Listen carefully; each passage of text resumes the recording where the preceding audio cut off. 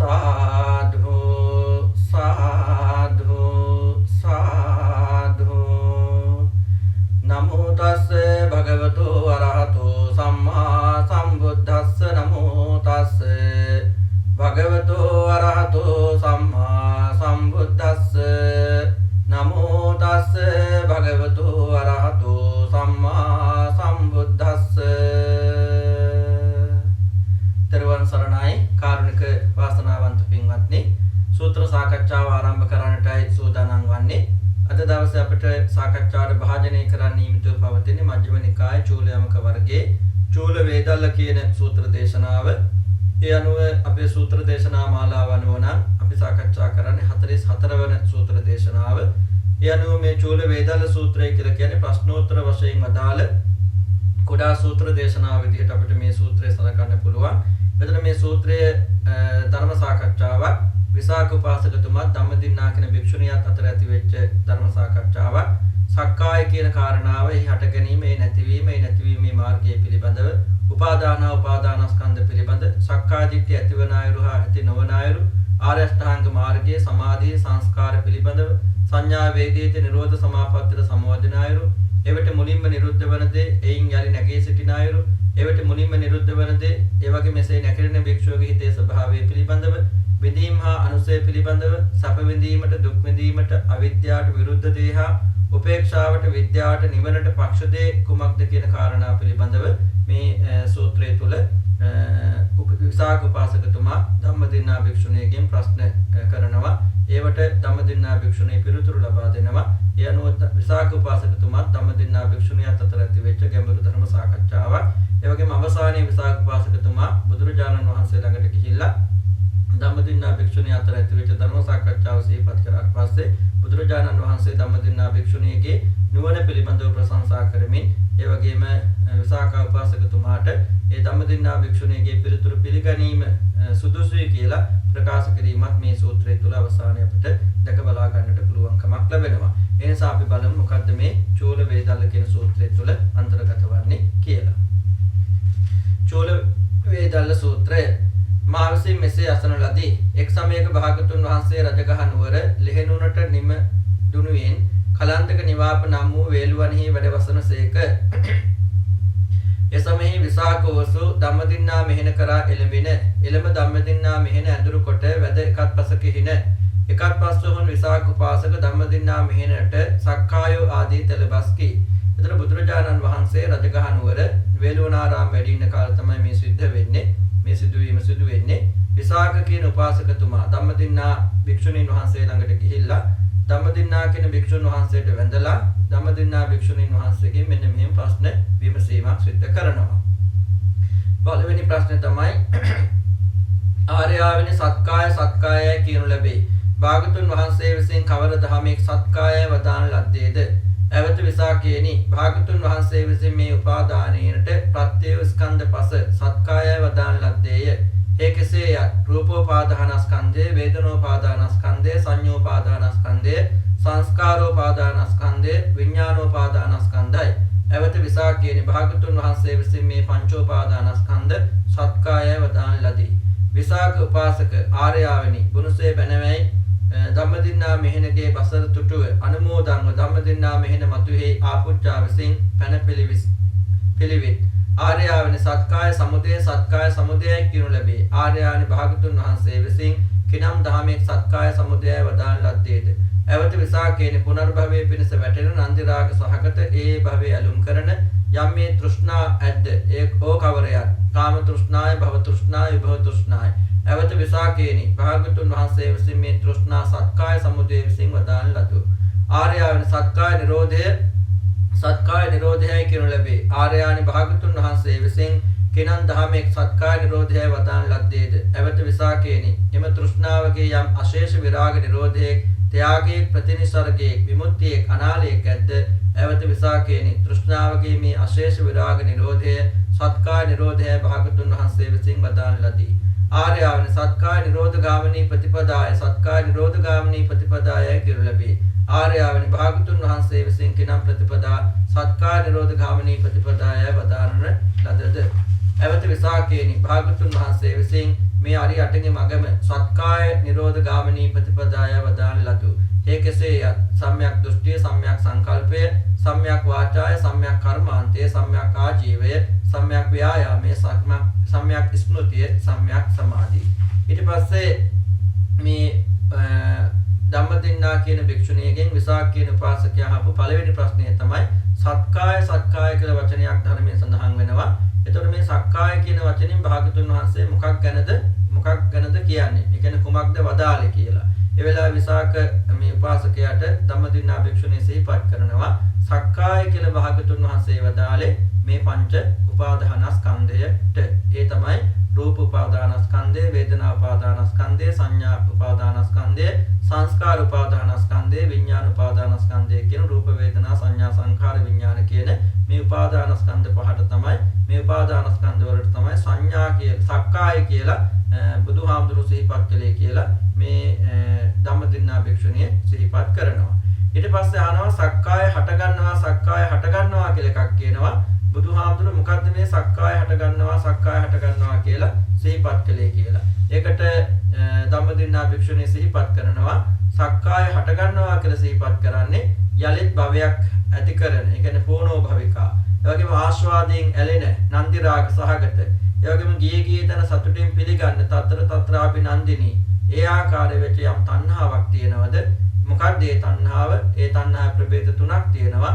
ඒ තමයි කාම තණ්හා, භව තණ්හා, විභව තණ්හා කියලා. අන්නේ තණ්හාව තමයි මේ සක්කාය හට ගැනීම කියලා කියන්නේ. කියන්නේ මේ පංචස්කන්ධය මේ උපාදාන නැත්නම් උපාදාන හට ගන්නවා කියලා කියන්නේ මේ තණ්හාව හට ගැනීම කියලා බුදුහාමුදුරුවෝ ඒ සක්කාය හට ගැනීම කියලා අදහස් කරන්නේ ඒකයි කියලා ධම්මදින්නා භික්ෂුණිය මේ විසාක කියන උපාසකයාට සිහිපත් කරන්නට යෙදුණා. ඊට පස්සේ මේ සක්කාය නිරුද්ධ වීම කියලා වචනයක් දෙනවා. ඒක එහෙම කියලා මොකද්ද බුදුහාමුදුරුවෝ අදහස් කළේ? ඒකට විසාක උපාසකයාට ධම්මදින්නා භික්ෂුණිය පිළිතුරු දෙනවා මේ තණ්හාව ඉතිරි නැතුව ඒ වගේම නොයල්මෙන් නිරුද්ධ වීමක් තියෙනවා නම්, අත්හැරීමක් තියෙනවා නම්, දුරු වීමක්, නිදහස් වීමක්, ආලය දුරු කිරීමක් තියෙනවා නම් ඒ තණ්හාව නැති කිරීම තමයි සක්කාය නිරුද්ධ වීම කියලා කියන්නේ. කියන්නේ තණ්හාව නැති කිරීම තමයි සක්කාය නිරුද්ධ වීම කියලා කියන්නේ. ඒක සක්කාය නිරුද්ධ වීමේ ප්‍රතිපදාව කියලා එකක් පිළිබඳ බුදුහාමුදුරුවෝ සිහිපත් කරනවා. මොකද්ද බුදුහාමුදුරුවෝ එකකින් අදහස් කරන්නේ කියලා අහනවා. ඒකට ධම්මදින්නා භික්ෂුණිය සිහිපත් කරනවා සක්කාය නිරුද්ධ වීමේ වැඩපිළිවෙල කියලා කියන්නේ ආර්ය අෂ්ටාංග මාර්ගයටයි. ආර්ය අෂ්ටාංග මාර්ගය කියලා කියන්නේ සම්මා දිට්ඨි, සම්මා සංකප්ප, සම්මා වාචා, සම්මා කම්මන්ත, සම්මා ආජීව, සම්මා වායාම, සම්මා සති, සම්මා සමාධි කියන මේ කාරණාවන්. එතකොට මේ සක්කාය කියන වචනය මුල් කරගෙන ප්‍රශ්න හතරක් ඇහුවා. සක්කාය කියලා කියන්නේ මොකද්ද? සක්කාය හට ගන්නවා කියන්නේ මොකද්ද? සක්කාය නැති වෙනවා කියලා කියන්නේ මොකද්ද? සක්කාය නැති කිරීමේ වැඩපිළිවෙල කියන්නේ මොකද්ද කියලා ඇහුවා. එතකොට සක්කාය කියලා කියන්නේ මේ උපාදානස්කන්ධයන්ට රූප වේදනා සංඥා සංකාර විඥාන කියන උපාදානස්කන්ධයන්ට. සක්කාය හට ගන්නවා කියලා කියන්නේ තණ්හාව හට ගැනීම. ඒ වගේම සක්කාය නැති කරනවා කියලා කියන්නේ තණ්හාව නැති කිරීම. සක්කාය නැති කිරීමේ මාර්ගය කියලා කියන්නේ ආර්ය අෂ්ටාංග මාර්ගය කියලා මේ ධම්මදින්නා භික්ෂුණී විසාක උපාසකයාට බුදුහාමුදුරුවෝ සක්කාය කියන්නත්, ඒ වගේම සක්කාය හට ගැනීම පිළිබඳවත්, සක්කාය නැතිවීම පිළිබඳවත්, සක්කාය නැති කිරීමේ මාර්ගය පිළිබඳවත් අදහස් කරන්නේ මොකක්ද කියලා මේ වෙලාවේදී මේ විස්තරයෙන් මේ ප්‍රකාශය තුළින් විසාක උපාසකයාට සිහිපත් කරන්නට යෙදුණා. ඊට පස්සේ ආපහු විසාක උපාසකයා ප්‍රශ්නයක් අහනවා. ආර්යාවනි මේ ඒ උපාදාන හා ඒ පංචෝපාදානස්කන්ධ හා එක්ම වේද? නොහොත් පංචෝපාදානස්කන්ධ පියා උපාදාන අනෙකක් වේද? එවත විසාකේනි ඒ උපාදාන හා ඒ පංචෝපාදානස්කන්ධ හා එකක්ම නෙවේ. පංචෝපාදානස්කන්ධ පියා උපාදාන නොද අනෙකක් වෙයි. එවත විසාකේනි පංචෝපාදානස්කන්ධ කෙරෙහි යම් චන්දරාගයක් ඇද්ද? එහි උපාදාන නම් වේ. ඊට පස්සේ අහනවා මේ උපාදාන කියන්නේ පංච උපාදානස්කන්ධයටද? එහෙම නැත්නම් උපාදාන කියන්නේ පංච උපාදානස්කන්ධයෙන් බැහැර දෙයකටද කියලා අහනවා. එතකොට මේ සරියුත් මහ රහතන් ධම්මදින්නා භික්ෂුණිය විසාක කියන උපාසකයාට සිහිපත් කරනවා උපාදාන කියලා කියන්නේ පංච උපාදානස්කන්ධයට නෙවෙයි. ඒ වගේම උපාදාන කියන්නේ පංච උපාදානස්කන්ධයෙන් බැහැර දෙයකටත් නෙවෙයි. එතකොට උපාදානස්කන්ධය ගැන කැමැත්තෙන් ඇලීමක් තියෙනවද? එතන තමයි උපාදානය කියන එක තියෙන්නේ කියලා. මේ උපාදාන සහ උපාදානස්කන්ධ අතර කියන්නේ උපාදානයේ සහ පංච උපාදානස්කන්ධය අතර තියෙන සම්බන්ධතාවය පිළිබඳව සිහිපත් කරනකොට උපාදාන කියලා කියන්නේ පංච උපාදානස්කන්ධයටත් නෙවෙයි. හැබැයි උපාදාන කියන්නේ පංච උපාදානස්කන්ධයෙන් බැහැර දෙයකටත් නෙවෙයි. ඒතර උපාදාන කියලා කියන්නේ මොකද? මේ උපාදානස්කන්ධය පිළිබඳව ඇති කරගන්න කැමැත්තට තමයි උපාදාන කියලා කියන්නේ. ඊට පස්සේ සරියුත් හාමුදුරුවෝ ධම්මදින්නා භික්ෂුණියගෙන් විසාක කියන උපාසකයා ප්‍රශ්නයක් අහනවා මෙන්න මේ විදිහට. ඊට පස්සේ ආර්යාවනි කෙසේනම් සක්කාය දෘෂ්ටි ඇති වේද? එවත විසාකේනි මේලව ආර්යයන් නොදක්නාසුළු ආර්ය ධර්මයේ පිළිබඳ අකෝවිද? ආර්ය ධර්මයේ අවිනීත බුද්ධ ආදී සත්පුරුෂයන් නොදක්නාසුළු සත්පුරුෂ ධර්මයේ පිළිබඳ අකෝවිද? සත්පුරුෂ ධර්මයේ අවිනීත අශුද්ධවත් පෘථග්ජන සුද්ධ රූපේ ආත්ම වශයෙන් අද්වය කොට දන්නේය. අරූප ආත්මය රූපවත් කොට හෝ රූපය ආත්මය කෙරෙහි එළවා හෝ ආත්මය රූපය කෙරෙහි එළවා හෝ දෘෂ්ටි දර්ශනයෙන් දක්නේය. වේදනා ආත්ම වශයෙන් දක්නේය. ආත්මය වේදනාවන් කොට හෝ වේදනා ආත්මය කෙරෙහි එළවා හෝ ආත්මය වේදනා කෙරෙහි එළවා හෝ දන්නේය. සංඥා ආත්ම වශයෙන් දක්නේය. ආත්මය සංඥාවත් කොට හෝ සංඥා ආත්මය කෙරෙහි එළවා හෝ ආත්මය සංඥා කෙරෙහි එළවා හෝ දක්නේය. සංස්කාරයන් ආත්ම වශයෙන් දක්නේය. ආත්මය සංස්කාරවත් කොට හෝ සංස්කාර ආත්මය කෙරෙහි දක්නේය. ආත්මය සංස්කාරවත් කොට හෝ සංස්කාරය ආත්මය කෙරෙහි එළවා හෝ ආත්මය සංස්කාර කෙරෙහි එළවා හෝ දක්නේය. විඥාන ආත්ම වශයෙන් දක්නේය. ආත්මය විඥානවත් කොට හෝ විඥාන ආත්මය කෙරෙහි එළවා හෝ ආත්මය විඥාන කෙරෙහි එළවා හෝ දක්නේය. එවත විසාකේනි මෙසේන් සක්කාය දෘෂ්ටි ඇති වෙති කියෝ.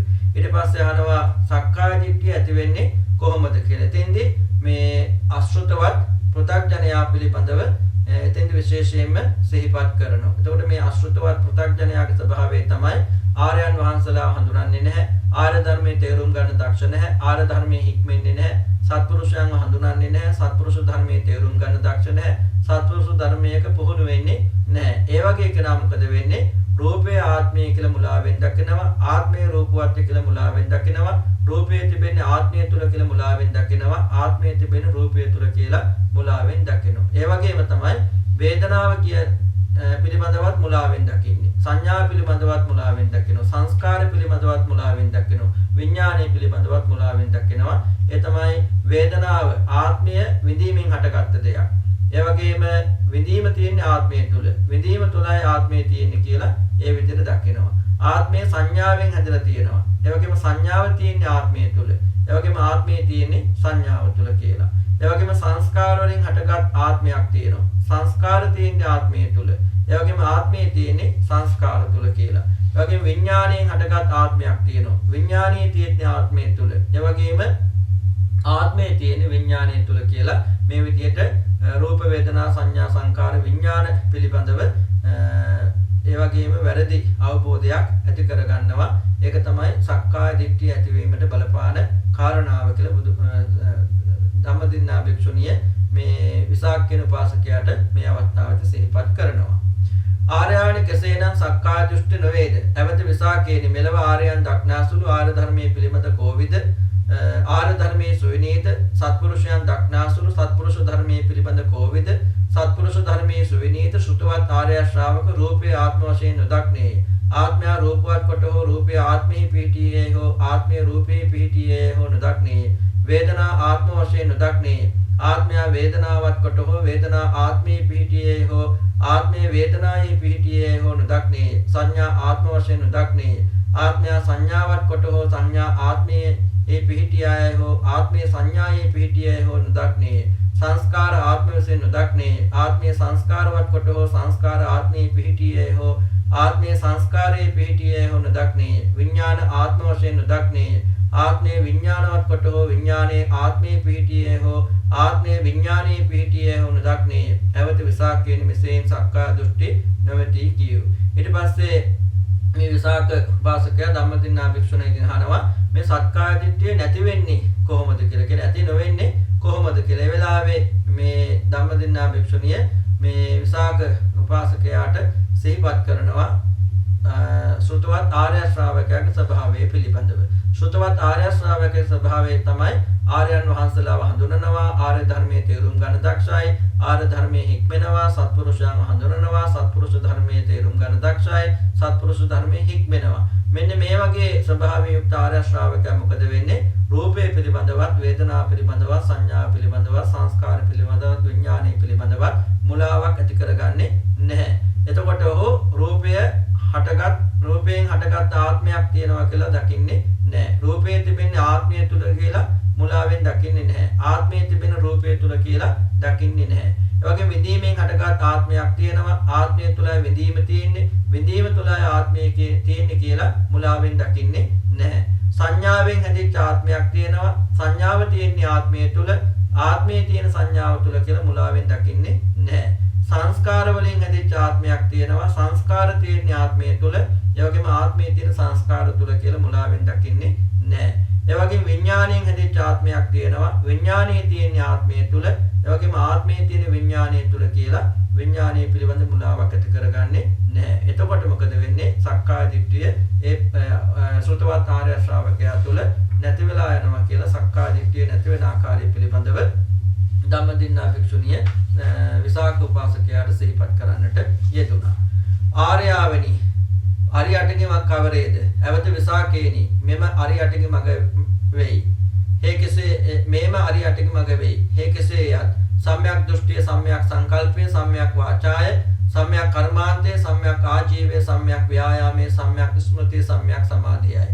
ආර්යාවනි අරියටගේ මග කෙසේ ප්‍රත්‍යයෙන් කරන ලද වේද? ඇවත විසාකේනි අරියටගේ මග කෙසේ ප්‍රත්‍යයෙන් කරන ලද වෙයි. ආර්යාවනි ආර්ය අෂ්ටාංග මාර්ගයේ විසින් ත්‍රිවිධ ස්කන්ධය සංග්‍රහ කොට ගන්නා ලද්දාහුද? නො ත්‍රිවිධ ස්කන්ධයන් විසින් ආර්ය අෂ්ටාංග මාර්ගයේ සංග්‍රහ කොට ගන්නා ලද්දේද? ඇවත විසාකේනි ආර්ය අෂ්ටාංග මාර්ගයේ විසින් ත්‍රිවිධ ස්කන්ධය සංග්‍රහිත නොවේති. ඇවත විසාකේනි ත්‍රිවිධ ස්කන්ධ විසින් ආර්ය අෂ්ටාංග මාර්ගයේ සංග්‍රහිත වෙයි. ඇවත විසාකේනි යම් සම්‍යක් වාචායේ ඇද්ද, යම් සම්‍යක් කර්මාන්තයේ ඇද්ද, යම් සම්‍යක් ආජීවයේ ඇද්ද මේ දහම් වූ සීලස්කන්ධයේ විසින් සංග්‍රහිත වෙති. යම් සම්‍යක් ව්‍යායාමයේ ඇද්ද, යම් සම්‍යක් ස්මෘතියේ ඇද්ද, යම් සම්‍යක් සමාධියේ ඇද්ද මේ දහම් වූ සමාධි ස්කන්ධයේ විසින් සංග්‍රහිත වෙති. යම් සම්‍යක් දෘෂ්ටියේ ඇද්ද, යම් සම්‍යක් සංකල්පයේ ඇද්ද මේ දහම් වූ ප්‍රඥා ස්කන්ධයේ විසින් සංග්‍රහිත වෙති කියෝ. එතකොට ඊට පස්සේ මේ විසාක උපාසකයා ධම්මදින්නා භික්ෂුණියගෙන් ආර්ය අෂ්ටාංග මාර්ගය පිළිබඳ අහන. එතකොට ආර්ය අෂ්ටාංග මාර්ගය කියන්නේ මොකක්ද? පිළිතුරු දෙනවා ධම්මදින්නා භික්ෂුණිය. ආර්ය අෂ්ටාංග මාර්ගය කියන්නේ සම්මා දිට්ඨිය, සම්මා සංකප්ප, සම්මා වාචා, සම්මා කම්මන්ත, සම්මා ආජීව, සම්මා ව්‍යායාම, සම්මා සමාධි, සතිය, සම්මා සමාධි කියන මේ සම්මා දිට්ඨි, සම්මා සංකප්ප, සම්මා වාචා, සම්මා කම්මන්ත, සම්මා ආජීව, සම්මා වායාම, සම්මා සති, සම්මා සමාධි කියන මේ කාරණාට පිළිබඳව සිහිපත් කළා. ඊට පස්සේ අහනවා මේ ආර්ය අෂ්ටාංග මාර්ගය හේතුඵල ධර්මයෙන් සකස් වෙච්ච දෙයක්ද, එහෙම නැත්නම් හේතුඵල ධර්මයෙන් සකස් නොවෙච්ච දෙයක්ද කියලා. ධම්මදින්නා භික්ෂුණිය සිහිපත් කරන ආර්ය අෂ්ටාංග මාර්ගය සංකතයි, හේතුඵල ධර්මයෙන් සකස් වෙච්ච දෙයක්. ඊට පස්සේ අහනවා මේ ආර්ය අෂ්ටාංග මාර්ගයෙන් ස්කන්ධ තුන සකස් වෙලා තියෙනවද? එහෙම නැත්නම් ස්කන්ධ තුන නිසා ආර්ය අෂ්ටාංග මාර්ගය සකස් වෙලා තියෙනවද කියලා. ස්කන්ධ තුන තමයි සීල සමාධි ප්‍රඥා කියන කාරණා. කියන්නේ ආර්ය අෂ්ටාංග මාර්ගයේ නිසාද සීල සමාධි ප්‍රඥා කියලා එකක් සකස් වෙලා තියෙන්නේ. එහෙම නැත්නම් සීල සමාධි ප්‍රඥා නිසාද ආර්ය අෂ්ටාංග මාර්ගය කියලා එකක් සකස් වෙලා තියෙන්නේ කියලා අහනවා. ඒ වෙලාවේදී ධම්මදින්නා භික්ෂුණිය සිහිපත් කරනවා මේ ස්කන්ධ තුන හැදලා තියෙන්නේ ආර්ය අෂ්ටාංග මාර්ගයෙන් නෙවෙයි. ආර්ය අෂ්ටාංග මාර්ගය හැදලා තියෙන්නේ ස්කන්ධ තුන නිසා. එතකොට ස්කන්ධ තුන නිසා තමයි ආර්ය අෂ්ටාංග මාර්ගය කියලා එකක් සකස් වෙලා තියෙන්නේ. එතකොට සීල සමාධි ප්‍රඥා කියන මේ ත්‍රිශික්ෂාවන් නිසා තමයි ආර්ය අෂ්ටාංග මාර්ගයක් සකස් වෙලා තියෙන්නේ. එතකොට සීලයට අයිති වෙන්නේ මොනවද? ඉතින්දී සම්මා වාචා, සම්මා කම්මන්ත, සම්මා ආජීව කියන තුන සීලයට අයිතියි. ඒ වගේම සමාධියට අයිති වෙන්නේ සම්මා වායාම, සම්මා සති, සම්මා සමාධි කියන තුන. ඒ වගේම ප්‍රඥාවට අයිති වෙන්නේ සම්මා දිට්ඨි, සම්මා සංකප්ප කියන දෙක කියලා ඒ ආර්ය අෂ්ටාංග මාර්ගය කොටස් තුනට බෙදුවා. එතෙන්දී ධම්මදින්නා භික්ෂුණිය සිහිපත් කළා සීල සමාධි ප්‍රඥා කියන කාරණා තුන ත්‍රිශික්ෂාවන් සකස් වෙලා තියෙන්නේ, ස්කන්ධ තුන සකස් වෙලා තියෙන්නේ ආර්ය අෂ්ටාංග මාර්ගය නිසා නෙවෙයි. හැබැයි ආර්ය අෂ්ටාංග මාර්ගය කියලා එකක් සකස් වෙලා තියෙන්නේ මේ සීල සමාධි ප්‍රඥා නිසා. එතකොට සීල සමාධි ප්‍රඥා කියන කාරණා සඳහා තමයි සම්පූර්ණ කර ගැනීම සඳහා තමයි මේ ආර්ය අෂ්ටාංග මාර්ගය කියන එක තියෙන. සීලයෙන් සමාධිය, සමාධියෙන් ප්‍රඥාව සඳහා ගමන් කිරීම සඳහා ආර්යාවෙන සමාධි කවරේ සමාධි නිමිත්තෝ කවරුහේ සමාධි පරිස්කාරයෝ කවරුහේ සමාධි භාවනා කවරහ අවත විසාකේනි යම් චිත්තායකාග්‍රතායක ඇද්ද මේ සමාධි නමි සතර සීවටන්හි සමාධි නිමිති වෙති සතර සම්‍යක් ප්‍රධාන වීරයෝ සමාධි පරිස්කාර වෙති එම දහමුන් පිළිබඳ යම් ආසේවනායෙක් භාවනායෙක් බිහිලිකමෙක් ඇද්ද මේ ඒ සමාධි භාවනා නමි ඊට පස්සේ අහනවා සමාධිය කියන්නේ මොකද්ද සමාධියට මුල් වෙන අරමුණු මොනවද සමාධි පිරිකර කියන්නේ මොකද්ද සමාධිය වඩනවා කියන්නේ මොකද්ද කියලා ඒකට ධම්මදින්නා භික්ෂුණී පිළිතුරු දෙනවා කුසල් සිතක යම් එකඟ බවක් තියෙනවා නම් ඒක තමයි සමාධිය කියලා කියන්නේ සමාධියට මුල් වෙන අරමුණු කියලා කියන්නේ සතර සතිපට්ඨානයට සමාධි පිරිකර කියලා කියන්නේ සතර සම්‍යක් ප්‍රධාන වීරයට සමාධිය වැඩිම කියලා කියන්නේ ඔය කියපු චිත්ත ඒකාග්‍රතාවය සතර සතිපට්ඨානය සතර සම්‍යක් ප්‍රධාන වීරියත් නිතර පුරුදු කිරීම වැඩිම බහුල වශයෙන් වැඩිම තමයි සමාධිය වැඩිම කියලා කියන්නේ. එතකොට මේ සමාධිය පිළිබඳව කාරණා සමාධිය කියන්නේ හිතේ තියෙන එකඟ බව. එතකොට සමාධිය අරමුණු තමයි සතර සතිපට්ඨානය සමාධිය ඇති කරගන්න තියෙන අරමුණු. එතකොට සමාධිය සඳහා තියෙන පිරිකර ඒ සමාධිය පවත්වාගෙන යන්න අපට අවශ්‍ය කරන පරිස්කාර තමයි සතර සම්‍යක් ප්‍රධාන වීරිය. එතකොට මේ සමාධිය වඩනවා කියලා කියන්නේ මොකක්ද?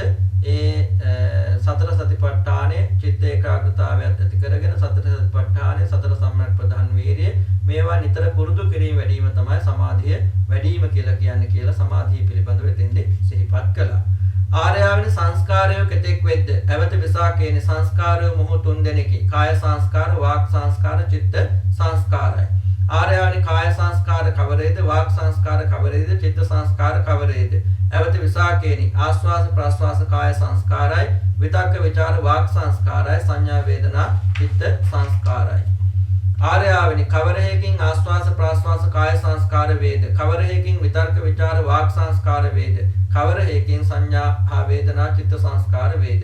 අවත විසාකේනි ආස්වාස ප්‍රාස්වාසය කායික වෙති. මේ ධර්මය කාය ප්‍රතිපද්දේහ. එයින් ආස්වාස ප්‍රාස්වාසය කාය සංස්කාර වෙති. අවත විසාකේනි කලෑම විතරක කොට විචාර කොට පසුව පස බෙදුනේය.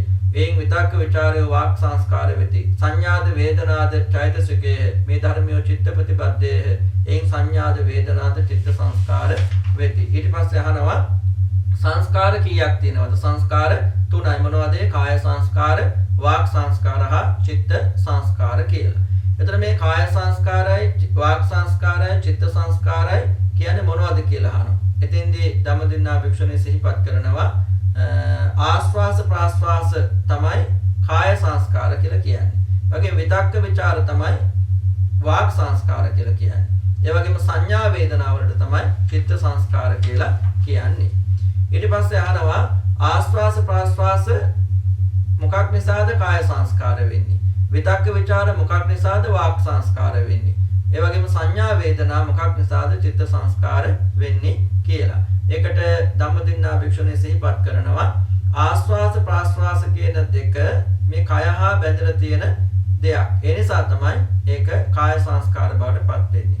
ඒ වගේම විතක්ක ਵਿਚාර කියන දෙක. එතකොට මුලින් විතක්ක ਵਿਚාර කළා තමයි අපි යම් දෙයක් කතා බහ කරන්නේ වචනයක් පිට කරන්නේ. එතකොට විතක්ක ਵਿਚාර මුලින් සකස් වෙලා ඊට පස්සේ අපි වචන පිට කරන නිසා විතක්ක ਵਿਚාර කියන ඒවා වාක් සංස්කාර කියලා සිහිපත් කළා. ඒ වගේම සංඥා වේදනා කියන ඒවා හිත හා සම්බන්ධ දේවල්, හිත හා බැඳලා තියෙන දේවල්. ඒ නිසා සංඥා වේදනා චිත්ත සංස්කාර කියලා මේ වාක් සංස්කාර, කාය සංස්කාර, චිත්ත සංස්කාර පිළිබඳව ධම්මදින්නා භික්ෂුණිය සිහිපත් කළා. ආර්යාවෙනි කෙසෙහින් සංඥා වේදිත නිරෝධ සමාපatti වේද? අවත විසාකේන සංඥා වේදිත නිරෝධ සමවදට සමවදනා මහනහට මෙවන් සිත් නෙවේ. මම සංඥා වේදිත නිරෝධයට මතු සමවදින්නෙම් කියා හෝ දැන් සමවදිමි කියා හෝ අන්තෝ නිරෝධ විසින් සමවැදිනෙමි කියා හෝයි. වැරදු යම් භාවත චිත්තයේ මහන අන්තෝ නිරෝධ විසින් අචිත්තක භාව සංඛ්‍යාත තථාත්වයට එළවාද ඒ මහණෝගේ කාලයේ පිරිසුදුනාසිත නිරෝධ සමාපත්තියෙන් පළමු කොටම එසේම භාවිත වෙයි. ආර්යාවෙන සංඥා වේදිත නිරෝධ සමවදනා මහණහට කිනම් ධර්ම කෙනෙක් පළමුව නිරුද්ධ වෙද්ද? කාය සංස්කාර හෝ නිරුද්ධ වේද? වාක් සංස්කාර හෝ නිරුද්ධ වේද? චිත්ත සංස්කාර හෝ නිරුද්ධ වේද? අවත විසාකේන සංඥා වේදිත නිරෝධයට සමවදනා මහණහට පළමුව වාක් සංස්කාර නිරුද්ධ නිරුද්ධ වෙයි. ඉන්පසු කාය සංස්කාර නිරුද්ධ වෙයි. ඉන්පසු චිත්ත සංස්කාර නිරුද්ධ වෙයි. ආර්යාවන සංඥා වේදිත නිරෝධ සමවතින් නැගී සිටීම කෙසේ වේද? ඇවත විසාකේන සංඥා වේදිත නිරෝධ සමවතින් නැගෙන මහණහට මෙබඳු සිත් නෙවෙයි. මම සංඥා වේදිත නිරෝධ සමවතින් නැගින්නෙම කියා හෝ නැගෙම කියා හෝ නැගුණෙම කියා හෝ වැළඳු යම් භාවිත චිත්තයේ මහණ අචිත්තක භාව සංඛ්‍යාත තථාත්වයට ගෙනේද ඒ මහණෝගේ අද්ධාන පරිච්ඡේද චිත්තයේ කලෑම අද්ධාන පරිච්ඡේද කාලයේම එසේයින් භාවිත වෙයි. ආර්යාවනි සංඥා වේදිත නිරෝධ සමවතින් නැගෙන මහණහට කිනම් ධර්ම කෙනෙක් පළමු උපදනාහුද කාය සංස්කාරෝ උපදනේ වේද වාක් සංස්කාරෝ උපදනේ වේද චිත්ත සංස්කාරෝ උපදනේ වේද. එවත විසාකේනි සංඥා වේදිත නිරෝධ සමවතින් නැගෙන මහණහට පළමුව චිත්ත සංස්කාර උපදනේය, ඉන්පසු කාය සංස්කාර උපදනේය, ඉන්පසු වාක් සංස්කාර උපදනේය.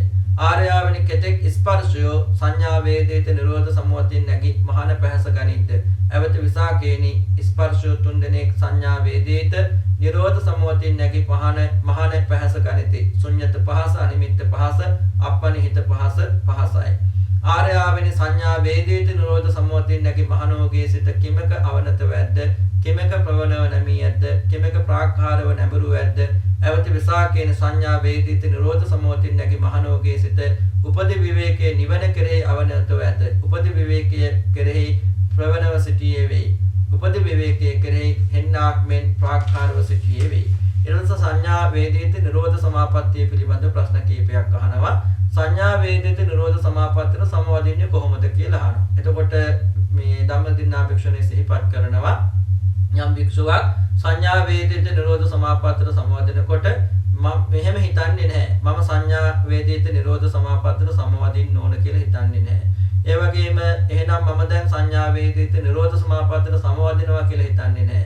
ඔන්න දැන් මම සංඥා වේදිත නිරෝධ සමාපත්තිය සමවදුණා කියලා හිතන්නේ නැහැ. නමුත් ඒ භික්ෂුව කලින් මේ විදිහට මේ දිනු කරලායි තියෙන්නේ මේ හිත. ඒ නිසා තමයි නිරෝධ සමාපත්තියට සමවදින සුදුසු විදිහට හිත සකස් වෙලා තියෙන්නේ. කියන්නේ කලින්ම හිත ඒ විදිහට දිනු කරලා තිබිච්ච නිසා තමයි ඒ ආකාරයෙන් සංඥා වේදිත නිරෝධ සමාපත්තියට සමවදින්න පුළුවන් කමක් ලැබෙන්නේ. එහෙම නැත්නම් දැන් මම සංඥා වේදිත නිරෝධ සමාපත්තියට සමවදිනවා කියලා එහෙම හිතලා සංඥා වේදිත නිරෝධ සමාපත්තියට එහෙම සමවදින්නේ නැහැ. අපි හරියට දැන් මම පාඩම් කරනවා, දැන් අපි භාවනා කරනවා කියලා හිතලා භාවනා කරන්න පටන් ගන්නවා වගේ දෙයක් එතන සිද්ධ වෙන්නේ නැති බව තමයි එකකින් අපිට අදහස් කරගන්න තියෙන්නේ. ඊට පස්සේ අහනවා සංඥා වේදිත නිරෝධ සමාපත්තියට සමවදිච්ච භික්ෂුව තුළ මුලින්ම නැති වෙන්නේ මොනවද කියලා. කාය සංස්කාරද, වචී සංස්කාරද, චිත්ත සංස්කාරද කියලා. ඒකට පිළිතුරු දෙනවා මේ සංඥා වේදිත නිරෝධ සමාපත්තියට සමවදිච්ච භික්ෂුව තුළ මුලින්ම නැති වෙන්නේ වචී සංස්කාර. ඊට පස්සේ කාය සංස්කාර. ඊට පස්සේ තමයි චිත්ත සංස්කාර. ඊට පස්සේ අහන මේ සංඥා වේදිත නිරෝධ සමාපත්තියේ නැගිටිනවා කියන්නේ මොකක්ද? නැගිටින්නේ කොහොමද කියලා. ඒකටත් පිළිතුරු දෙනවා ඒ සංඥා වේදිත නිරෝධ සමාපත්තියේ නැගිටින භික්ෂුවක් එහෙම හිතන්නේ නැහැ. කොහොමද? මම දැන් සංඥා වේදිත නිරෝධ සමාපත්තියේ නැගිටින්න ඕන. එහෙනම් මම දැන් ඔන්න නැගිටිනවා. මම දැන් නැගිට්ටා කියලා එහෙම හිතන්නේ නැහැ. ඒ භික්ෂුව මොකද වෙන්නේ? අචිත්තක භාවය කියන්නේ සිත් නැති භවට ඒ වගේම සුදුසු විදිහට කියන්නේ නිරෝධ සමාපත්තියේ නැගිටින විදිහට කලින්ම හිත දිනු කරලා තියෙන්නේ. ඒ කියන්නේ කලින්ම හිත දිනු කරලා තිබෙච්ච නිසා තමයි ඒ සංඥා වේදිත නිරෝධ සමාපත්තියෙන් හිම නැගිටින්නට පුළුවන්කමක් ලැබෙන්නේ. එතකොට මම දැන් නැගිටිනවා කියලා හිතලා එහෙම නැගිටින්නේ නැහැ. ඒක කලින් හිතේ ඇති කරගත්ත දිනුවක් විදිහටයි මේ අවස්ථාවේදී ධම්මදින්නා භික්ෂුණී සිහිපත් කරන්නේ මේ සංඥා වේදිත නිරෝධ සමාපත්තියෙන් නැගිටීම පිළිබඳව. ඊට පස්සේ අහනවා සංඥා වේදිත නිරෝධ සමාපත්තියෙන් නැගිටිනකොට මුලින්ම ඇති වෙන්නේ මොකද්ද කියලා. කාය සංස්කාරද, වචී සංස්කාරද, චිත්ත සංස්කාරද කියලා. දැන් කලින් ඇහුවේ මොකද්ද නැති වෙන්නේ කියලා. දැන් අහන්නේ ඒකෙන් සංඥා වේදිත නිරෝධ සමාපත්තියෙන් නැගිටිනකොට මොකද්ද ඇති වෙන්නේ කියලා මුලින්ම. එතකොට පිළිතුරු දෙනවා මුලින්ම ඇති වෙන්නේ චිත්ත සංස්කාර. ඊට පස්සේ කාය සංස්කාර. ඊට පස්සේ තමයි වචී සංස්කාර. දැන් සංඥා වේදිත නිරෝධ සමාපත්තියට සමවදිනකොට මුලින්ම නැතුනේ වචී සංස්කාර. ඊට පස්සේ කාය සංස්කාර. ඊට පස්සේ චිත්ත සංස්කාර. සංඥා වේදිත නිරෝධ සමාපත්තියෙන් එළියට එනකොට මුලින්ම ඇති වෙන්නේ චිත්ත සංස්කාර. ඊට පස්සේ කාය සංස්කාර. ඊට පස්සේ වචී සංස්කාර. ඊට පස්සේ මේ සංඥා වේදිත නිරෝධ සමාපත්තිය නැකිට භික්ෂුවගේ හිතට දැනෙන්නේ මොන වගේ ස්පර්ශයක්ද කියලා අහනවා. එතකොට ධම්මදින්නා භික්ෂුණී සිහිපත් කරනවා තුන් ආකාරයක ස්පර්ශයක් දැනෙනවා. ඒ තමයි ශුන්‍යතේ ස්පර්ශ වෙනවා, අනිමිත්තේ ස්පර්ශ වෙනවා, අප්‍රනිහිතය ස්පර්ශ වෙනවා කියලා. අපි දැන් මේ කාරණා මහා වේදාල කියන සූත්‍රයේදී අපි යම් මට්ටමකට සාකච්ඡා කළා. ශුන්‍යත චේතෝ මුක්තිය, අනිමිත්ත චේතෝ මුක්තිය, අප්‍රනිහිත චේතෝ මුක්තිය කියලා. එතකොට මේ සංඥා වේදිත නිරෝධ සමාපත්තියේ නැකෙටෙන භික්ෂුවට මෙන්න මේ ආකාරයේ තුන් ආකාරයක ස්පර්ශයක් ඇති වෙනවා. ඒ තමයි ශුන්‍යතය, අනිමිත්තය, අප්‍රනිහිතය කියන ස්පර්ශ ඇති වෙනවා කියලා සිහිපත් කළා. ඊට පස්සේ අහනවා සංඥා වේදිත නිරෝධ සමාපත්තියේ නැකිට භික්ෂුවගේ හිත යොමු වෙලා තියෙන්නේ මොකකටද? මොකකටද නැඹුරු වෙලා තියෙන්නේ කියලා.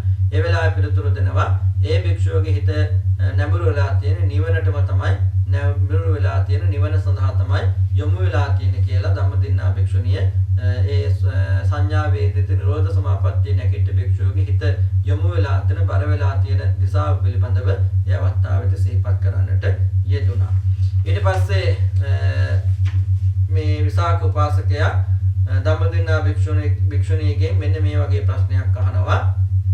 ආර්යාවනි වේදනාව කෙතෙක් වෙද්ද? එවත විසාකේනි මේ වේදනාව තුන් දෙනෙකි. සුඛ වේදනාය, දුක්ඛ වේදනාය, අදුක්ඛ සුඛ වේදනාය. ආර්යාවනි සුඛ වේදනා කවරද? දුක්ඛ වේදනා කවරද? අදුක්ඛ සුඛ වේදනා කවරද? එවත විසාකේනි පංචද්වාරික විසින් කායිකෝ මනෝද්වාරික විසින් මිහිරි සැහැවි ඇති යම් සුඛ වේදනායක් ඇද්ද මේ සුඛ සහගී වේදනාවේ. එවත විසාකේනි කායික වේවයි චෛතසික වේවයි නොමිහිරි සැහැවි ඇති යම් දුක්ඛ වේදනාවක් ඇද්ද මේ දුක් වේදනාවේ. එවත විසාකේනි කායික වේවයි චෛතසික වේවයි මధుරත් අමధుරත් නවෝ යම් වේදනාවක් ඇද්ද මේ අදුක්ඛ සුඛ වේදනායි කියෝ. ආර්යවන සුඛ වේදනා කුමක් සුඛ කොට ඇති වේද? කුමක් දුක් කොට ඇති වේද? දුක්ඛ වේදනා කුමක් දුක් කොට ඇති වේද? කුමක් සුඛ කොට ඇති වේද? උපේක්ෂා වේදනා කුමක් සුඛ කොට ඇති වේද? කුමක් දුක් කොට ඇති වේද? එවත විසාකේනි සුඛ වේදනා ස්ථಿತಿ අස්ථಿತಿ අස්ති භාවයේ සුඛ වේ. විපරිණාම නාස්ති භාවයේ දුක්ඛ වේ. දුක්ඛ වේදනා ස්ථಿತಿ දුක්ඛ වේ. විපරිණාම සුඛ වේ. උපේක්ෂා වේදනා ඥාන සුඛ දන්නා බව සුඛ කොට ඇති වේ. අඥාන දුක්ඛ නොදන්නා බව දුක් කොට ඇති වේ. ආර්යවන සුඛ වේදනායේ කිනම් අනුසේ දහමෙක් නොපුහුන් බැවින් සතං හි හෝනේ වේද. දුක්ඛ වේදනායේ කිනම් අනුසේ දහමෙක් සතං හි ලගනේ වේද. උපේක්ෂා වේදනායේ කිනම් අනුසේ දහමෙක් ලුහු බඳ රැකගන්නේ වේද. එවත විසාකේන සුඛ වේදනායේ රාගානුසය අනුසේනේ කරයි. දුක්ඛ වේදනායේ ප්‍රතිගානුසයනේ හෝනේ වේ. උපේක්ෂා වේදනායේ අවිද්‍යානුසය හෝනේ වේ. ආර්යාවනි හැම සුඛ වේදනායේ රාගානුසය ලුහු බඳගෙන නගනේ වේද. හැම දුක්ඛ වේදනායේ ප්‍රතිගානුසය ලුහු බඳගෙන නගනේ වේද. හැම උපේක්ෂා වේදනායේ අවිද්‍යානුසය ලුහු බඳගෙන නගනේ වේද.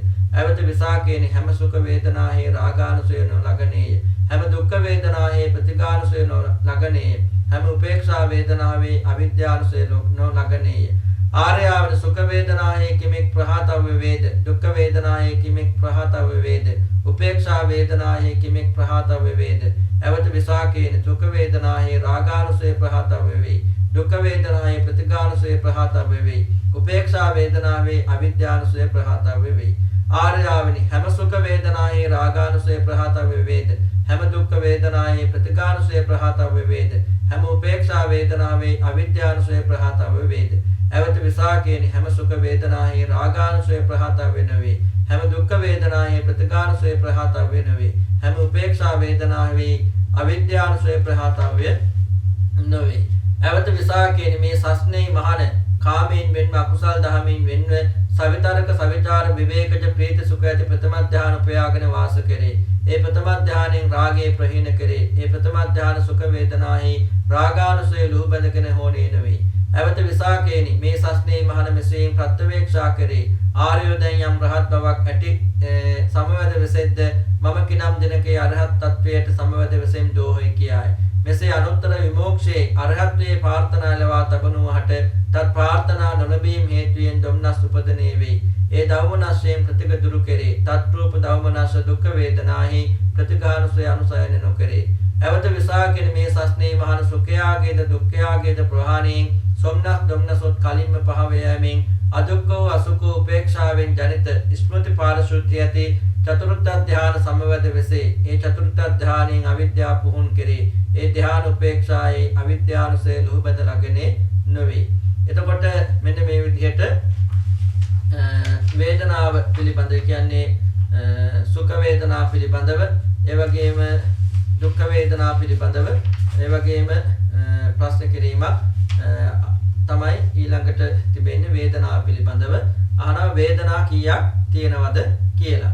එතෙන්දී ධම්මදින්නා භික්ෂුණී සිහිපත් කරනවා වේදනා තුනක් තියෙන තමයි සැප වේදනා විඳීම, දුක් වේදනා විඳීම, ඒ වගේම දුකක් නැති සැපත් නැති වේදනා විඳීම කියන්නේ මධ්‍යස්ථ වේදනා විඳීම. කියන්නේ සැප විඳීම, දුක් විඳීම, උපේක්ෂාව විඳීම කියලා. ඊට පස්සේ අහනවා මේ සුඛ වේදනා කියන්නේ මොකද්ද? දුක් විඳීම කියන්නේ මොකද්ද? උපේක්ෂාව විඳීම කියන්නේ මොකද්ද කියලා. එතකොට මේ ධම්මදින්නා භික්ෂුණී සිහිපත් කරනවා සැප විඳිනවා කියලා කියන්නේ කායිකව හරි මානසිකව හරි යම් කිසි සැපයක් මිහිරක් විඳිනවා නම් ඒක තමයි සැප විඳිනවා කියලා කියන්නේ. දුක් විඳිනවා කියලා කියන්නේ කායිකව හරි මානසිකව හරි යම් කිසි දුකක් අමිහිරි බවක් විඳිනවා නම් ඒක තමයි දුක් විඳීම කියලා කියන්නේ. ඒ වගේම දුකක් නැති සැපත් නැති ස්වභාවයේ මධ්‍යස්ථ ස්වභාවය උපේක්ෂාව විඳිනවා කියලා කියන්නේ කායිකව හරි මානසිකව හරි යම් කිසි මිහිරකුත් නැති අමිහිරකුත් නැති විඳීමක් විඳිනවා නම් ඒක තමයි දුක් සැප රහිත විඳීම කියලා කියන්නේ. ඊට පස්සේ අහනවා සැප විඳීමේ තියෙන සැපේ මොකක්ද? දුක මොකක්ද? දුක් විඳීමේ තියෙන දුක මොකක්ද? සැපේ මොකක්ද? දුක් සැප රහිත විඳීමේ තියෙන සැපේ මොකක්ද? දුක මොකක්ද කියලා අහනවා. ඒකට ධම්මදින්නා භික්ෂුණී සිහිපත් කරනවා සැප විඳීම පැවතීමම තමයි සැපේ. සැප විඳීම වෙනස් වෙන එක තමයි දුක කියලා කියන්නේ. එතකොට දුක විඳීම පැවතීමම තමයි දුක. දුක් විඳීම වෙනස් වීම තමයි අපි සැප කියලා කියන්නේ. ඊට පස්සේ මේ දුකත් නැති සැපත් නැති විඳීම අවබෝධ වීම තමයි සැපේ කියලා කියන්නේ. ඒක අවබෝධ නොවීම තමයි දුක කියන්නේ කියලා මේ සුඛ වේදනා, දුක්ඛ වේදනා, අදුක්ඛ අසුඛම අදුක්ඛම සුඛ වේදනා පිළිබඳ කියන උපේක්ෂා වේදනාවන් තියෙන දුක හා සැප පිළිබඳව සිහිපත් කරන්නට යෙදුන. එතකොට සැප විඳීම කියන එක පවතින එකම තමයි සැප. සැප වෙනස් වෙන එක තමයි දුක බවට පත් වෙන්නේ. දුක පවතින එකම තමයි දුක. දුක වෙනස් වෙන එක තමයි සැප බවට පත් වෙන්නේ. ඒ වගේම දුකක් නැති සැපත් නැති මේ විඳීම අවබෝධ වෙන්නේ නැති අවබෝධ වීම තමයි සැප කියලා කියන්නේ. ඒ දුකක් නැති සැපත් නැති විඳීම අවබෝධ වෙන්නේ නැති එක තමයි අපි දුක කියලා සිහිපත් කරන්න කියලා සිහිපත් කළා. ඊට පස්සේ සැප විඳිනකොට හිත තුළ බැසගන්නේ මොන වගේ අනුසයක්ද කියලා අහනවා. එතකොට දුක විඳිනකොට හිත තුළ ඇතිගන්නේ මොන වගේ අනුසයක්ද? ඒ වගේම දුකක් නැති සැපත් නැති උපේක්ෂාව විඳිනකොට හිත තුළ ඇති වෙන්නේ මොන වගේ අනුසයක්ද? කියන්නේ කෙලෙසයක්ද කියලා අහනවා. එතකොට ධම්මදින්නා භික්ෂුණී සිහිපත් කරනවා සැප විඳිනකොට රාගය කියන එක ඇති වෙනවා. ඒ වගේම දුක් විඳිනකොට පටිඝය කියන එක ඇති වෙනවා. ඒ වගේම උපේක්ෂාව විඳිනකොට අවිද්‍යාව කියන අනුසය පහළ වෙනවා කියලා සිහිපත් කරන්නට යෙදුණා. ඊට පස්සේ අහනවා හැම සැප විඳීමකදීම හිත තුළ රාගය හට ගන්නවද කියලා. හැම දුක් විඳීමකදීම පටිඝය කියන එක ඇති වෙනවද කියලා. හැම උපේක්ෂා විඳීමකදීම අවිද්‍යාව ඇති වෙනවද කියලා අහනවා. ඒකට ධම්මදින්නා භික්ෂුණී සිහිපත් කරනවා හැම සැප විඳීමක් තුළම රාගය ඇති වෙන්නේ නැහැ. හැම දුක් විඳීමක් තුළම පටිඝය ඇති වෙන්නේ නැහැ. හැම උපේක්ෂා විඳීමක් තුළම අවිද්‍යාව ඇති වෙන්නේ නැහැ කියලා. ඊට පස්සේ අහනවා සැප වේදනාවේදී මොකක්ද ප්‍රහාණය කළ යුත්තේ? දුක් වේදනාවෙන් මොකක්ද ප්‍රහාණය කළ යුත්තේ? උපේක්ෂා වේදනාවෙන් මොකක්ද ප්‍රහාණය කළ යුත්තේ කියලා අහනවා. එතකොට ධම්මදින්නා භික්ෂුණී සිහිපත් කරනවා සැප විඳීම තුලින් ප්‍රහාණය කිරි ඇතිවන රාගානුසය තමයි ප්‍රහාණය කරන්න තියෙන්නේ. කියන්නේ ප්‍රහාණය කරන්න තියෙන සැප විඳීම තුලින් ඇතිවන රාගානුසය. ඒ වගේම ප්‍රහාණය කරන්න තියෙන දුක් විඳීම තුලින් ඇතිවන පටිඝය තමයි දුරු කරන්න ඕනේ. ඒ වගේම උපේක්ෂා විඳීම තුලින් ඇතිවන අවිද්‍යාව කියන්නේ රාගයත්, ද්වේෂයත්, අවිද්‍යාවත් කියන මේ තුන තමයි මේ දුරු කරන්න ඕන කියලා ධම්මදින්නා භික්ෂුණී තින්ද සිහිපත් කරන. ඒ කියන්නේ සැප වේදනාවේ මොකද්ද දුරු කරන්න ඕන? කියන්නේ සැප වේදනාවේ අපි දුරු කරන්න ඕන රාගය. ඒ වගේම දුක් වේදනාව අපි දුරු කරන්න ඕනේ පටිඝය. උපේක්ෂා වේදනාව අපි දුරු කරන්න ඕනේ අවිද්‍යාව කියන කාරණේ. එහෙම නැත්නම් උපේක්ෂා වේදනාව නෙවෙයි දුරු කරන්න ඕනේ අවිද්‍යාව කියන කාරණාව. එතකොට සැපේ කියන එක නෙවෙයි දුරු කරන්න ඕනේ රාගය දුරු කරන්න ඕනේ. ඒ වගේම දුක කියන එක නෙවෙයි දුරු කරන්න ඕනේ පටිඝය කියන එක දුරු කරන්න ඕන කියලා මෙතෙන්දී සැප වේදනාවේ සහ දුක් වේදනාවේ සහ උපේක්ෂා වේදනාවේ ප්‍රහාණය කළ යුතු දුරු කළ යුතු කාරණා පිළිබඳව ප්‍රශ්නයක් කළා. ඒකට පිළිතුරු ඒ ආකාරයෙන් ලබා දුන්නා. ඊට පස්සේ අහනවා හැම සැප විඳීමක් තුළම ප්‍රහාණය කළ යුතු රාගයේ අනුසයක් තියෙනවද? ඒ කියන්නේ හැම සැප විඳීමක් තුළම ප්‍රහාණය කරන රාගයක් තියෙනවද? හැම දුක් විඳීමක් තුළම දුරු කරන්න ඕන පටිගයක් තියෙනවද? හැම උපේක්ෂා විඳීමක් තුළම දුරු කරන්න ඕන අවිද්‍යාවක් තියෙනවද කියලා අහනවා. ඒකට මේ විසාක උපාසකයාට ධම්මදින්නා භික්ෂුණී සිහිපත් කරනවා හැම සැප විඳීමක් තුළම ප්‍රහාණය කරන්න රාගයක් නැහැ. හැම දුක් විඳීමක් තුළම ප්‍රහාණය කරන්න ඕන පටිගයකුත් නැහැ. හැම උපේක්ෂාවක් තුළම ප්‍රහාණය කරන්න ඕන අවිද්‍යාවකුත් නැහැ කියලා. ඊට පස්සේ මේ ධම්මදින්නා භික්ෂුණී තවදුරටත් සිහිපත් කරනවා භික්ෂුවක් කාමයන්ගෙන් වෙන් වෙලා අකුසල් වලින් වෙන් වෙලා විතක්ක ਵਿਚාර සහිත ඒ වගේම මානසික විවේකයෙන් හටගත්ත ප්‍රීතිය හා සැපේ තියෙන පළවෙනි ධ්‍යානයට පත්වලා ඉන්නකොට ඒ තුල ඉඳගෙන රාගය අත්හරිනවා. එතකොට ඒ ධ්‍යානයේ තුල ඇතිවන සැපයට රාගානුසය ඇති වෙන්නේ නැහැ. එතකොට ප්‍රථම ධ්‍යානයේදී මොකද වෙන්නේ? රාගය අත්හරින. එතකොට ඒ ප්‍රථම ධ්‍යානයේ කියන සැපේ තුල එතකොට රාගය කියලා එකක් නැහැ. කියන හැම සැපයකම රාගය කියන එක නැහැ කියන එක තමයි එතෙන්දී තහවුරු කළේ. එතකොට ප්‍රථම ධ්‍යානයේ තුල රාගය නැහැ. නමුත් රාගය නැතුණාට යම් සැපයක් තියෙනවා. ඒ වගේම යම් භික්ෂුවක් මේ විදිහට නුවණින් සිහි කරන්න පටන් ගන්න. මේ මොකක්ද? දැන් ආර්යයන් වහන්සේලා කියන්නේ උතුම් රහතන් වහන්සේලා ඉන්නවා. අනේ මමත් ඒ වගේ රහතන් වහන්සේ කෙනෙක් බවටපත් වෙන්නේ කවදද? කොහොමද මම මේ විමුක්තිය ලබන්නේ කියලා ඒ පිළිබඳ කල්පනා කර කර ඉන්නකොට අර රහතන් වහන්සේලා පිළිබඳව ද්වේෂයක් ඇති වෙන්නේ නැහැ. හැබැයි Tamanට හිතේ දුකක් ඇති වෙනවා. මමත් කොහොමද කවදද මමත් රහතන් වහන්සේ කෙනෙක් බවටපත් වෙන්නේ මගේ හිත තුළ ඒ චිත්ත විමුක්තිය ලබන්නේ කියලා. එතකොට එතන තරහක් ඇති වෙන්නේ නැහැ. රහතන් වහන්සේලා පිළිබඳ තරහක් ඇති වෙන්නේ නැහැ. Tamanට හැබැයි දුකක් කනගාටුවක් ඇති වෙනවා. ඒ නිසා තමයි ධම්මදින්නා භික්ෂුණී සිහිපත් කරනවා හැම දුකක් තුළම පටිගය කියන එක ඇති වෙන්නේ නැහැ. එතකොට මෙතන ඇති වෙන්නේ රහතන් වහන්සේ කෙනෙක් බවට පත්වීමට Taman තුළ තියෙන උනන්දු ආසාව නිසා යම් දුකක් ඇති වෙනවා. ඒ වුණාට අර කලින් රහත් වෙච්ච රහතන් වහන්සේලා පිළිබඳව ද්වේෂයක් පටිගයක් ඇති වෙලා නැහැ. එතකොට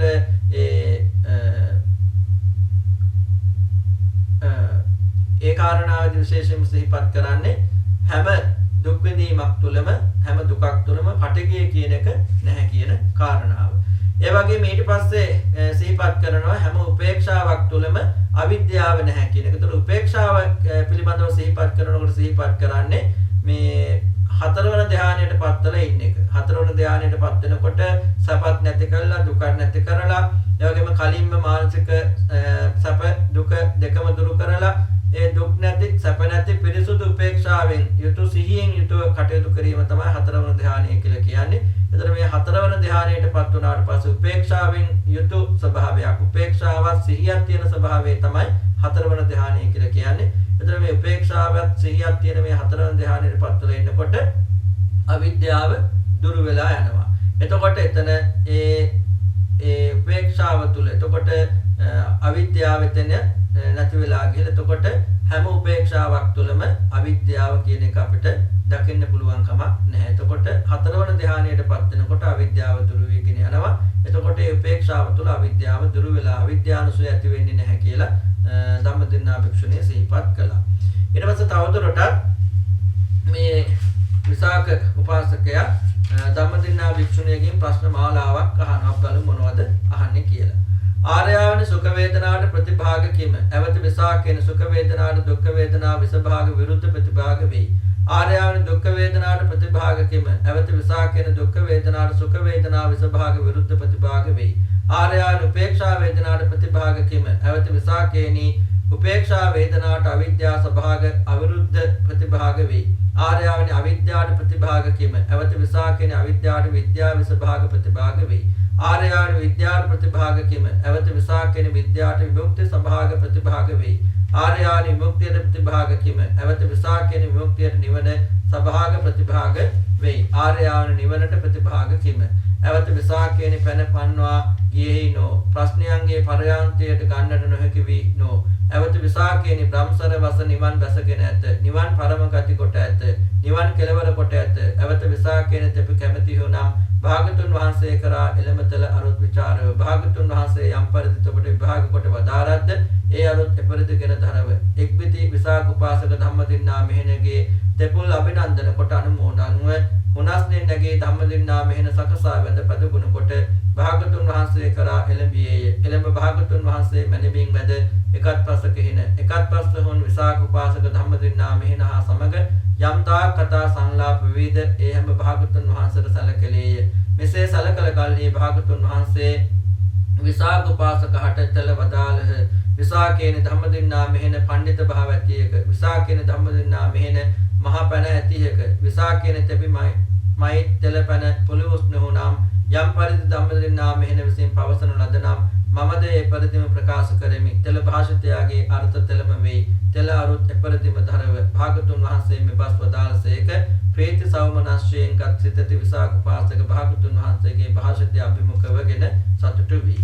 ඊට පස්සේ මේ විසාක උපාසකයා තවදුරටත් මේ ධම්මදින්නා භික්ෂුණියගෙන් අහනවා මෙන්න මේ ප්‍රශ්නයක්. සැප විඳීමට විරුද්ධ දේ මොකක්ද කියලා. ඒකට උත්තර දෙනවා සැප විඳීමට විරුද්ධ දේ තමයි දුක් විඳීම. ඊට පස්සේ දුක් විඳීමට විරුද්ධ දේ මොකක්ද? දුක් විඳීමට විරුද්ධ දේ තමයි සැප විඳීම. ඊට පස්සේ උපේක්ෂා විඳීමට පක්ෂ දේ මොකක්ද? උපේක්ෂාවට පක්ෂ දේ මොකක්ද කියලා අහනවා. උපේක්ෂාවට පක්ෂ දේ තමයි අවිද්‍යාව. ඊට පස්සේ අවිද්‍යාවට විරුද්ධ දේ මොකක්ද? අවිද්‍යාවට විරුද්ධ දේ තමයි විද්‍යාව. විද්‍යාවට පක්ෂ දේ මොකක්ද? විද්‍යාවට පක්ෂ දේ තමයි විමුක්තිය. විමුක්තියට පක්ෂ දේ මොකක්ද? නිවන. ඊට පස්සේ අහනවා නිවනට පක්ෂ දේ මොකක්ද කියලා. දැන් මේ එකකට උත්තරයක් දුන්නාට පස්සේ ඊළඟට ඒ දේ අහලා ඒකට මොකක්ද කියලා. ඊට පස්සේ දැන් අන්තිමටම ඇහුවේ විමුක්තියට පක්ෂ දේ මොකක්ද කියලා ඇහුවා. ඒකට දුන්න පිළිතුර නිවන කියලා. ඊට පස්සේ අහනවා නිවනට පක්ෂ දේ මොකක්ද කියලා. ඒ ප්‍රශ්නේ ඇහුවට පස්සේ ධම්මදින්නා භික්ෂුණිය විසාක උපාසකයට කියන ඔබ ප්‍රශ්නේ ඉක්මවා ගියා. ප්‍රශ්නේ සීමාව තේරුම් ගන්න බැරි වුණා. මේ භ්‍රමචාරී ජීවිතේ නිවන පිහිට කරගෙනයි තියෙන්නේ. මේ නිවනින් සමාප්ත වෙන දෙයක්. එතකොට නිවන තමයි අපේ ගමනේ අවසාන ඉලක්කය. එතකොට නිවනට පක්ෂ දේ මොකක්ද කියලා අහුව. දැන් මුලින් අහුව විමුක්තියට පක්ෂ දේ මොකක්ද? ඒ තමයි නිවන. නිවනට පක්ෂ දේ මොකක්ද කියලා අහුව. එතකොට දැන් විමුක්තියට පක්ෂ දේ නිවන නම් නිවනට පක්ෂ දේ මොකක්ද? විමුක්තිය. එතකොට එතනින් එහාට ආයි අහන්න දෙයක් නැහැ. විමුක්තියට පක්ෂ දේ මොකක්ද කියලා අහුවට පස්සේ ඒකට උත්තරේ නිවනේ කියලා දුන්නාට පස්සේ නිවනට පක්ෂ දේ මොකක්ද කියලා අහන්න දෙයක් නැහැ. හරියට ඒ ධර්මය තේරුම් ගත්තා නම් ඒ නිසා ධම්මදින්නා භික්ෂුණී සිහිපත් කරන ඔබ ප්‍රශ්නේ ඉක්මවා ගියා. ප්‍රශ්නේ සීමාව තේරුම් ගන්න ඔබට බැරි වුණා.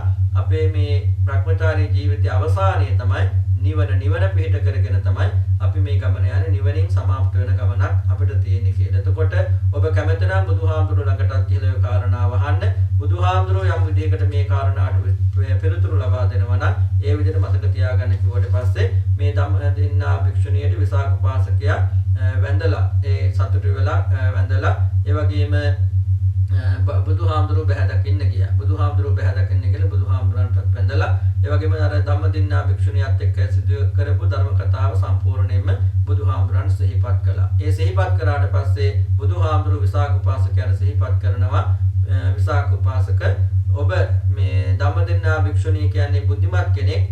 ධම්මදින්නා භික්ෂුණිය කියන්නේ මහා ප්‍රඥාවන්ත කෙනෙක්. ඔබ ඔය කාරණා මගෙන් ඇහුවත් මමත් පිළිතුරු දෙන්නේ ඔය විදිහටම තමයි. නිසා ඒ ධම්මදින්නා භික්ෂුණිය සමග සිදු කරපු සාකච්ඡාවේදී ඒ කියවෙච්ච කාරණා ඒ දේවල් හරි. ඒ නිසා ඒවා මේ විදිහට මතක තියාගන්න කිව්වට පස්සේ විසාක උපාසකතුමා ගොඩක් සතුටු වෙලා බුදුහාමුදුරන්ගේ දේශනාව බුදුහාමුදුරන්ගේ ඒ ප්‍රකාශය පිළිගත්තාකට සාදුනම් හඳනම් වමින් සාදු නන්දනම් වමින් පිළිගත්තා කියලා මේ සූත්‍රයේ සඳහන් වෙලා තිබෙනවා. එතකොට චූල වේදාල සූත්‍රය කියන්නේ ධම්මදින්නා භික්ෂුණී හා විසාක උපාසකයා අතර ඇතිවෙච්ච වටිනා ධර්ම සාකච්ඡාවක්. ඒ වගේම අවසානයේදී බුදුරජාණන් වහන්සේ විසාක උපාසකයාට ධම්මදින්නා භික්ෂුණීගේ වටිනාකම් පිළිබඳව සිහිපත් කළා. මෙතෙන්ද විශේෂයෙන්ම සත්කාය කියන්නේ මොකක්ද කියලා සිහිපත් කළා. එතකොට සත්කාය කියලා කියන්නේ මේ උපාදානයන්ට කියන ස්කන්ධ පහට කියන නමක් කියලා සිහිපත් කළා. ඊට පස්සේ සත්කාය වලට හේතුව සත්කාය නැති කිරීම, සත්කාය නැති කිරීමේ මාර්ගය කියන්නේ ස්කන්ධ පහ. ඒ වගේම තණ්හාව නැති කිරීම ආරෂ්ඨාංග මාර්ගයේ පිළිබඳව සිහිපත් කළා. සක්කාය දිට්ඨිය ඇතිවන ආකාරය, සක්කාය දිට්ඨිය ඇති නොවන ආකාරය පිළිබඳව, එතෙන්දී සුතවත් ආර්ය ශ්‍රාවකයා පිළිබඳව, අසුතවත් පෘථග්ජනයා පිළිබඳව, ඒ වගේම ආරෂ්ඨාංග මාර්ගයේ හේතුඵල ධමයට සම්බන්ධයි කියන කාරණාව, ඒ වගේම ආරෂ්ඨාංග මාර්ගයේ නිසාද සීල සමාධි ප්‍රඥා කියලා එකක් හැදලා තියෙන. එහෙම නැත්නම් සීල සමාධි ප්‍රඥා නිසාද ආරෂ්ඨාංග මාර්ගය කියලා එකක් සකස් වෙලා තියෙනද කියලා අහන මේ ප්‍රශ්නයක්. එතෙන්දී සිහිපත් කළා නෑ. සීල සමාධි ප්‍රඥා නිසා තමයි ආරෂ්ඨාංග මාර්ගය කියලා එකක් සකස් වෙලා තියෙන්නේ කියලා. වගේම සමාධිය පිළිබඳ, සංස්කාර පිළිබඳව, ඊට පස්සේ සංඥා වේදිත නිරෝධ සමාපත්තිය පිළිබඳ, ඒ සංඥා වේදිත නිරෝධ සමාපත්තියට සමවදින්නේ කොහොමද? ඒකේ නැගිටින්නේ කොහොමද? එතකොට මුලින් නැති වෙන්නේ මොන සංස්කාරද? ඒවා පිළිබඳව, ඒ වගේම වේදනාව පිළිබඳව, ඒ වගේම වේදනාවේදී නැති වෙන අනුසයම් පිළිබඳව, ඒ වගේම ඇති වෙන අනුසයම් පිළිබඳව. එතකොට හැම වේදනාවකම තියෙන අනුසයම් මොනවද? හැම වේදනාවකම නැති අනුසයම් මොනවද?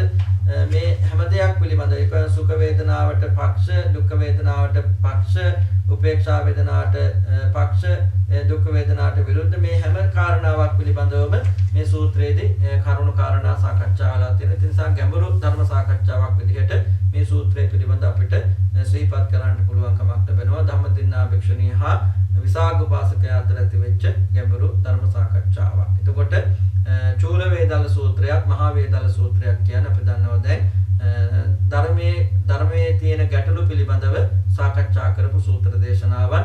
මහා වේදල සූත්‍රයේ මහා කොට්ටිත හාමුදුරුවෝ සරියුත් මහ රහතන් වහන්සේත් අතර ඇති වෙච්ච ධර්ම සාකච්ඡාවක්. මේ චූල වේදල සූත්‍රය කියන්නේ විසාක උපාසකයා ධම්මදින්නා භික්ෂුණියත් අතර ඇති වෙච්ච ධර්ම සාකච්ඡාවක්. මේ දෙකේම සමහරක් ධර්ම කාරණා, එක හා සමාන ධර්ම කාරණා සාකච්ඡා වෙච්ච බවත් අපිට මේ සූත්‍ර දෙක අධ්‍යයනය කිරීමේදී අවබෝධ කරගන්නට පුළුවන්කමක් ලැබෙනවා.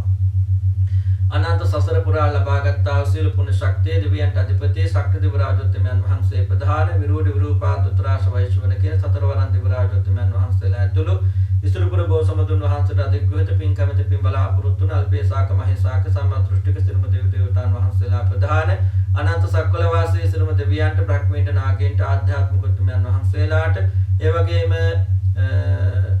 අපවත්ී වදාළ මාගේ ගුරු දේවෝත්තම මතකරු ධම්මගල ඉන්දුසර නායක හඳුරන් වහන්සේ, දමර රේවත නායක හඳුරන් වහන්සේ ප්‍රධාන සසර පුරාට අපවත්ී වදාළ සිරුම හඳුරන් වහන්සේලාටත්, මේකේ සිරුම දාකරකාදින්ට ඥාතීන්ටත්, ඒ වගේම සුජීවත් වෙන මාගේ ආදරබර මෑණියන් වහන්සේ, ලිස්තුනා විජේවර්ධන උපාසිකා මාතාව, ආදරබර පියාණන් වහන්සේ, කේකේටි පීදාසරණ උපාසක මහත්මයා ප්‍රධාන මගේ ජීවිත උදාපදාව කරන ආශිර්වාද කරන ගිහිපද කල්යාණ මිත්‍ර සත්පුරුෂ දේශීය විදේශීය හැමදෙනාටමත් මටත් සසර ගමන සූපත් කර ගන්නට, සුරක්ෂිත කර ගන්නට, උතුම් නිවනින් සැනසෙන්නට මේ සූත්‍ර සාකච්ඡා පාරමිතාවක් වේවා, ශක්තියක් වේවා කියලා ප්‍රාර්ථනා කරනවා, ආශිර්වාද කරනවා, අධිෂ්ඨාන කරනවා.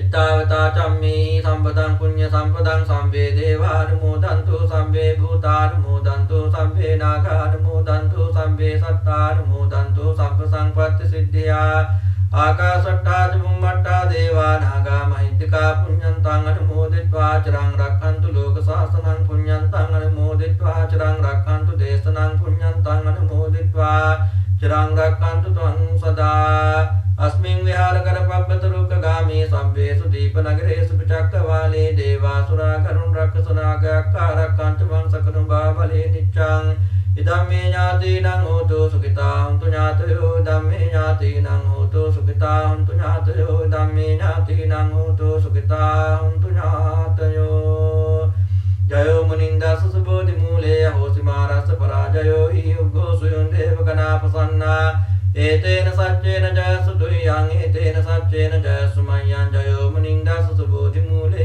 अहोसिमारस्य पराजयो हि उग्घोषयुं देवगणापसन्ना एतेन सच्चेन जयसु तुय्यां एतेन सच्चेन जयसु मय्यां जयो मुनिन्दस्य सुबोधिमूले अहोसिमारस्य पराजयो हि उग्घोषयुं देवगणापसन्ना एतेन सच्चेन जयसु तुय्यां एतेन सच्चेन जयसु मय्यां अभिवादनशीलिस्स नित्यं वद्धापचायनो चत्तारो धम्मा वर्धन्ति आयुवन्नो सुखं बलं आयुरारोग्य सम्पत्ति सग्ग सम्पत्तिमेव च अतो निब्बान सम्पत्ति विनाते समिज्जतु හැමදෙනාටම තුන් තෙරුවන් සරණයි ඉසුරුපුර බෝසඹදු පිහිටයි